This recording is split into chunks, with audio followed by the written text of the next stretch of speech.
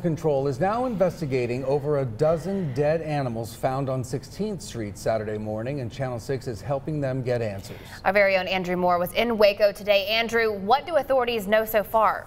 Guys, Waco's Animal Control told me 16th Street has always had a problem with illegal dumping, but they were still looking for leads on the over 1 dozen animals we saw yesterday, so we helped them out.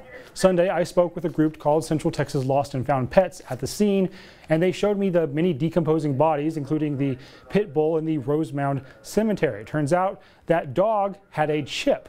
The owner was notified his dog has been found, but when he came to pick the dog up, he refused to answer any questions about how it got there. Thanks to video we took, the police now have photos of the alleged owners, their truck, and even the license plate.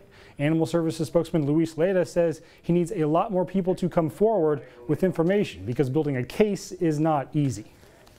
Without a microchip or an eyewitness or some video footage of somebody actually dumping it, you know, with the license plate number or something like that, then it's real hard to, but we'll do our best.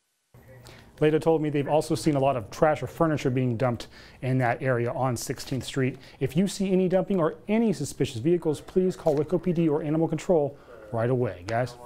All right, Andrew.